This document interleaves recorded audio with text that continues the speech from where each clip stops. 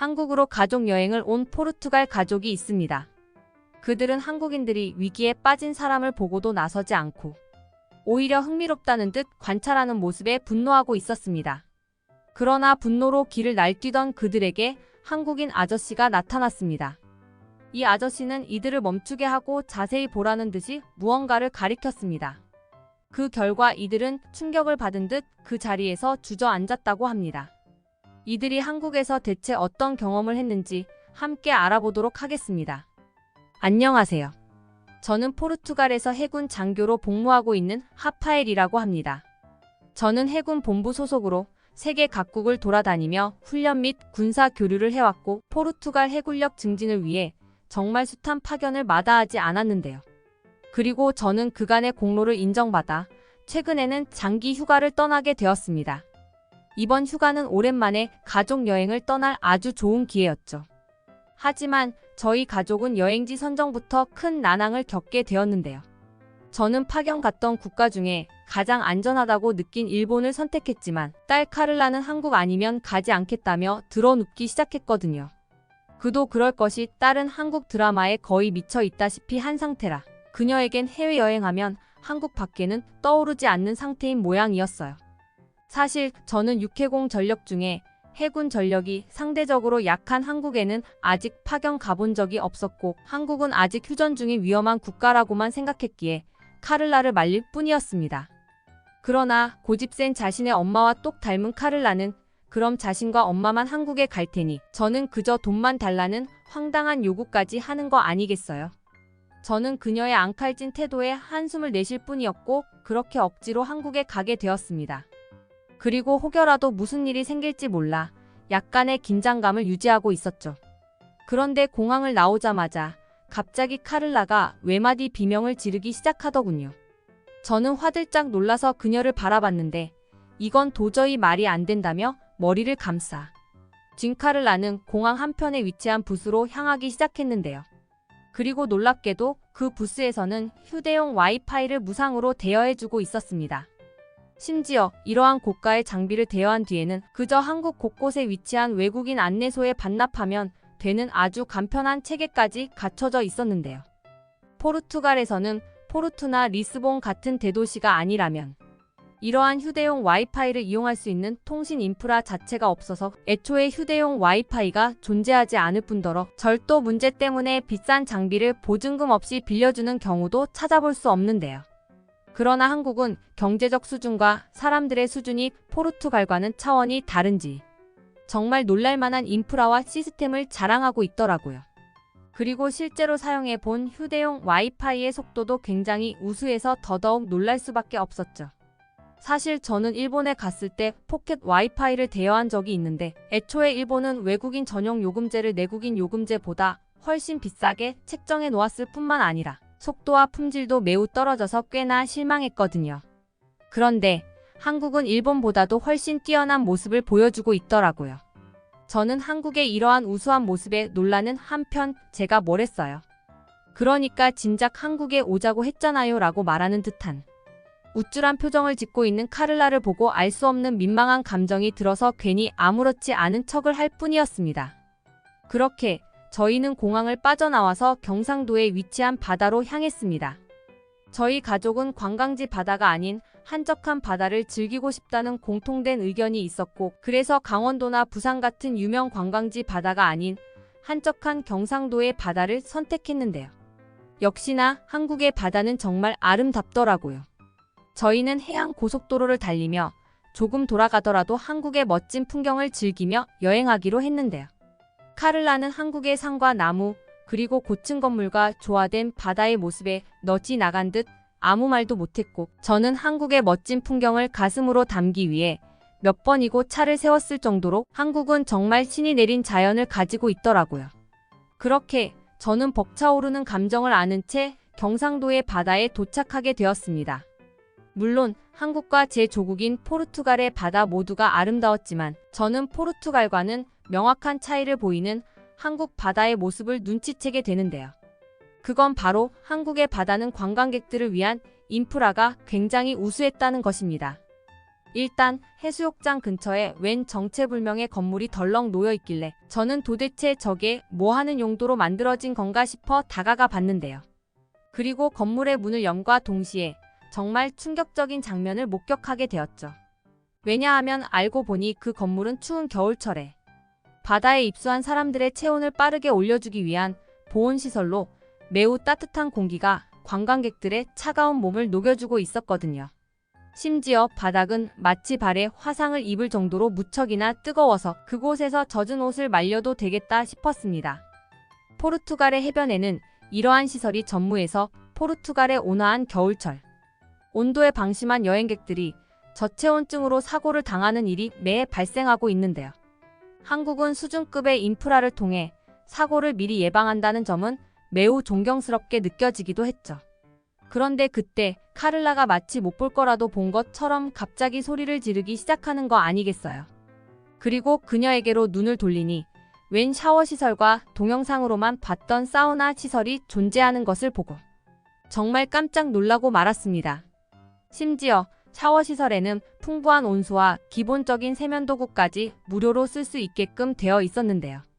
포르투갈에서는 공용 식수대마저 지역 조직에게 전부 점령당해서 이들의 돈벌이 수단으로 쓰이고 있는 게 현실이기에 저는 온수가 나오는 공용 샤워시설과 사우나가 아무런 문제 없이 운영되고 있다는 점에 매우 놀랄 수밖에 없었습니다.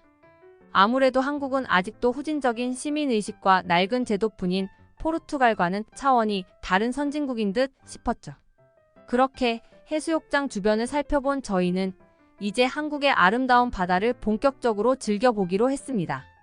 저희는 많은 사람들이 모여있는 해수욕장 쪽으로 이동했는데 그곳에는 웬 군인들이 떼거지로 몰려와서 수평선 너머의 무언가를 유심히 쳐다보고 있더라고요.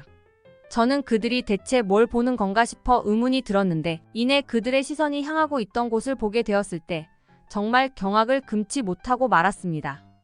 왜냐하면 익수사고가 난 듯 수평선 너머로 누군가 허우적대고 있었거든요. 그러나 군인들과 구경꾼으로 보이는 다른 한국인들은 그 장면을 그저 보고만 있더라고요.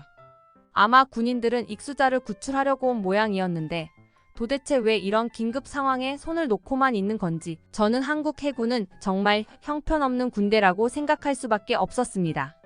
저는 군인으로서 사명감이 매우 높았고 그래서 이런 상황에 도저히 손 놓고 있을 수만은 없었기에 그대로 익수자를 구출하려고 했습니다. 그런데 그 순간 웬 중년의 한국 남성이 물에 뛰어들려는 저를 말리더니 이내 끝없이 펼쳐진 수평선 한가운데를 가리키는 거 아니겠어요? 그리고 놀랍게도 정체불명의 보트 한 대가 신속하게 익수자에게 접근하더니 이내 익수자를 태우고 빠르게 모래사장에 도착하더라고요. 그랬습니다. 한국에서는 이미 AI 기술을 통한 구조보트가 상용화되어 있었고 군대 차원에서 이러한 전문적인 훈련까지 실시할 정도로 전술적으로도 체계화되어 있던 거였죠. 그러나 놀라운 점은 이뿐만이 아니었어요. 이내 군사용 해상 기동 헬기에서 한국인 군인 한 명이 바다 한가운데로 뛰어내리더니 그 즉시 모여있던 군인들은 삼각 수영 팬티 하나만 입고 추운 바닷속으로 망설임 없이 입수하기 시작했거든요. 이들은 아무런 장비를 착용하지 않고도 정말 상상을 초월하는 속도로 익수자에게 접근했고 이내 순식간에 입수한 동료 군인을 물 밖으로 건져냈어요. 이건 제 군인으로서의 수십 년간의 경력을 전부 부정할 정도로 굉장히 충격적이었는데요. 저는 이러한 전문적인 훈련은 정말 본 적조차 없거든요. 제가 일본에서 연합훈련에 참가했을 때도 그랬습니다. 포르투갈에서는 극한의 온도를 체험하기 힘들어서 저희 부대는 혹독하기로 유명한 일본의 바다에서 일본 해군과 연합훈련을 실시해야 했거든요. 그러나 일본 해군 측은 날씨가 생각보다 추워서 부상 우려가 있다며 이번 훈련은 입수 없이 진행하겠다는 다소 황당한 통보를 하는 거 아니겠어요? 아니, 해군이 물에 들어가지 않는다면 도대체 무슨 존재의 의미가 있단 말인가요? 그러나 이러한 황당한 감정도 잠시 이내 포르투갈 군을 비롯한 나머지 유럽 국가 부대들도 이때다 싶어 입수를 포기하는 정말 가관의 모습을 보여주더라고요. 심지어 일부 일본군들은 날이 추워서 도저히 안 되겠다며 아예 훈련장을 이탈하여 숙소에서 이불을 덮고 쉬다가 발각되기도 하는 등 정말 영락없는 오합지졸의 모습을 보이고 있었습니다. 하지만 한국 해군은 차원이 달랐어요. 그때의 일본 날씨보다 한국의 겨울철 날씨가 더욱 혹독했음에도 불구하고 한국 군들은 정말 아무런 불평 없이 저는 이들의 뜨거운 열정을 보고 정말 있던 추위도 전부 날아가는 느낌이 들었습니다. 그런데 그 순간 아까 전에 저를 말렸던 한국인 아저씨는 번역기를 사용해서 말을 걸어오기 시작했는데요. 자신은 한국의 해병대 출신이라고 밝힌 그는 현재 한국 해군이 이곳에서 연합훈련을 실시하고 있다고 말해줬을 뿐만 아니라 입을 벌린 채 얼이 빠져있던 제게 뭘 이 정도 가지고 놀라냐며 한국 남자들은 살면서 이 정도 훈련쯤은 전부 거친다는 말을 건넸죠. 저는 한국이 징병제 국가였던 것을 잊고 있던 거였습니다. 도대체 5천만 인구의 절반이 저런 모습을 보여준다면 이 나라는 실전에서 얼마나 강할지 저는 최첨단 기술뿐만 아니라 육체적으로도 강인한 한국군의 모습에 혀를 내두를 수밖에 없었습니다. 그런데 그때 엄청나게 묵직한 소리와 함께 거대한 바위처럼 보이는 물체가 저희 쪽으로 다가오기 시작했는데요. 알고 보니 포르투갈 군에서는 갖고 있지도 않은 상륙 돌격 장갑차가 모래사장을 가로질러 저희 쪽으로 돌격하고 있더라고요. 저는 훈련을 실전처럼 진행하는 한국군의 모습에 정말 군인으로서 무한한 존경심을 느꼈습니다. 포르투갈에서는 애초에 이러한 최첨단 군사 장비가 전무하며 그나마 있는 장비들도 비용이 많이 든다는 터무니없는 이유로 훈련조차 전부 생략해버리고 있는 게 현실이거든요. 그리고 이는 세계 최고 수준의 해군력을 가지고 있다는 일본도 마찬가지였습니다. 일본군은 분명 고가의 최첨단 무기와 강한 해군력을 갖추고 있긴 했습니다. 그러나 이들은 이러한 군사 장비들을 한번 운용하려면 기름값이나 검사, 비용 등이 너무나도 많이 발생된다는 이유로 그저 모든 훈련을 모의 훈련으로 진행하자는 황당한 주장을 했거든요. 덕분에 저희는 골판지로 만든 가짜 소총을 메고 포탄을 쏘는 것도 전부 진짜 포탄을 쏘는 대신 고함을 지르는 것으로 대체하는 그야말로 생쇼를 해야만 했습니다.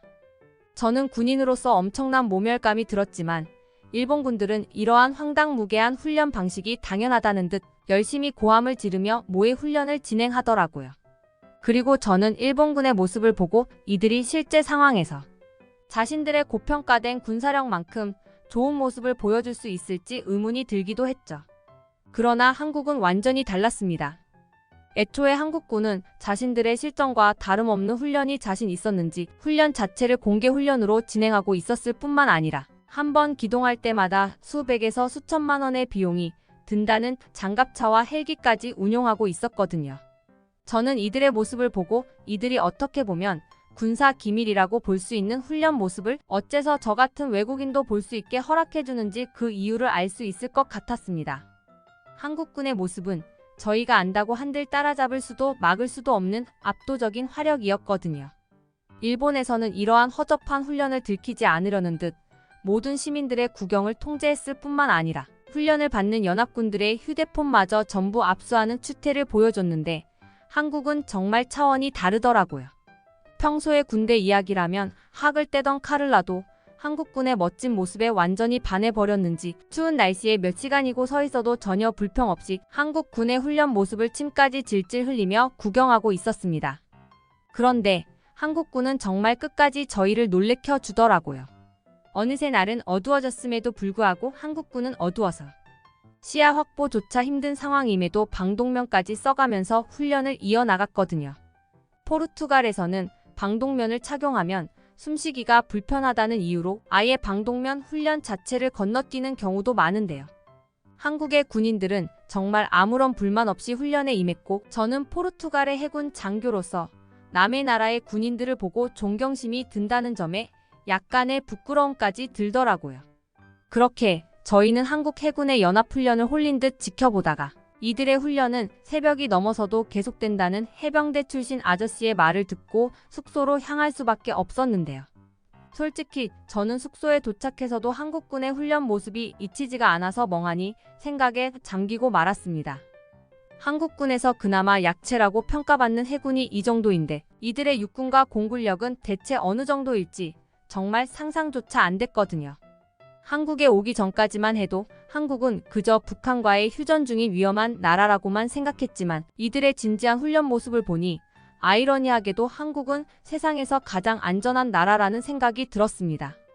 북한의 군대뿐만 아니라 오합지졸인 유럽의 군대들을 전부 모아도 한국의 작은 섬인 제주도조차 점령하지 못할 것 같았거든요. 이러한 생각도 잠시 저는 일전에 봤던 해수욕장 내 보온시설처럼 바닥까지 데워주는 매우 효율적인 한국의 난방에 10분도 버티지 못하고 눕자마자 잠에 들어버렸지만 말입니다. 저희 가족 3명 중 그 누구도 불을 끌 엄두조차 못 내고 마치 수면 가스라도 흡입한 듯 그대로 골아떨어진 것을 보면 한국의 난방시설은 매우 과학적인 것 같았습니다. 일본에서는 오히려 건물 밖보다 안이 더 추웠음에도 불구하고 변변한 난방시설조차 갖추고 있지 않았다는 점을 고려한다면 아무래도 한국의 기술력은 일본을 아득히 뛰어넘은 지 오래라는 생각도 들더라고요. 저는 이런 수준 높은 나라를 이제야 알게 되었다는 사실에 약간의 자책감마저 느꼈을 정도로 한국은 제게 압도적인 모습만을 보여줬습니다. 현재 저희는 경상도뿐만 아니라 한국의 아름다움을 한껏 즐기며 2주일간의 일정을 마치고 다시 포르투갈로 돌아온 상태인데요. 해군 본부에서 일하고 있는 저는 해군력 순위는 말 그대로 그저 순위일 뿐이니 포르투갈군이 진정한 군사 강국인 한국과의 연합훈련을 추진하도록 건의하고 있습니다. 다소 자존심이 상하는 이야기지만 만약 저희가 한국군에게 강습료를 지불해야 한다고 하더라도 한국군에게 많은 것을 배워오지 않으면 서울역 저희는 유사시에 절대로 제대로 된 대응을 하지 못할 것을 확신하거든요. 여러분들의 구독과 좋아요, 알림 설정은 영상 제작에 큰 힘이 됩니다. 듣기 주셔서 감사합니다. 오늘의 영상은 이게 전부입니다. 모두가 건강하길 바랍니다.